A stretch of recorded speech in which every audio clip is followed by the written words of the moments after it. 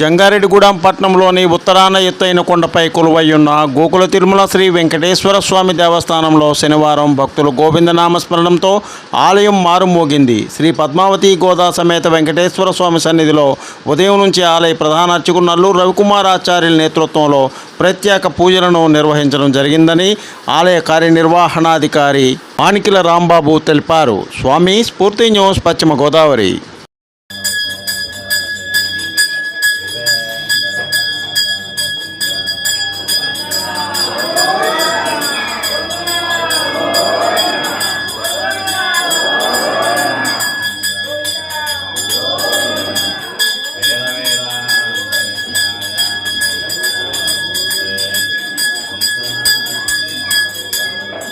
జంగారెడ్డిగూడెం పట్టణంలో కొలువయ్యున్న శ్రీచక్ర సహిత శ్రీ ముత్యాలమ్మ అమ్మవారి సన్నిధిలో అంగరంగ వైభవంగా దసరా మహోత్సవాలు 3వ రోజుకు చేరుకున్నాయి.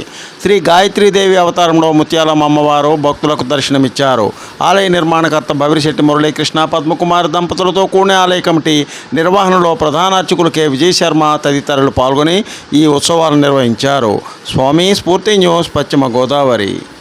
సకల దేవతలు పరమేశ్వరుడి దగ్గరికి వెళ్ళి వేడుకుంటే అప్పుడు పరమేశ్వరుడు ఏంటి, పార్వతీదేవి పరమేశ్వరుడు ఎప్పుడైతే ముట్టుకున్న వెంటనే అమ్మవారి కాళికా రూపంలో ఉన్నటువంటి అమ్మవారు, ఉగ్ర రూపంలో ఉన్నటువంటి అమ్మవారు పార్వతీ రూపంలోకి వచ్చేస్తుంది అమ్మవారు.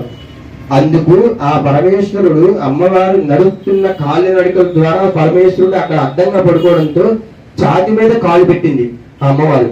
చూసింటారు పరమేశ్వరుడు యొక్క కాలు ఛాతి అక్కడ పెట్టడంతో అమ్మవారు ఉగ్ర రూపంలో నుంచి శాంతి రూపంలోకి వచ్చింది. ఈ ఉగ్ర రూపంలో ఉన్నంత వరకు కూడాను మన కష్టాలు ఎందుకు పోవు. అందుకు అమ్మవారి దగ్గర ఎప్పుడైనా గమనించండి, పార్వతీదేవి మనకి ఎక్కువగా కష్టాలు తీరుస్తుంది.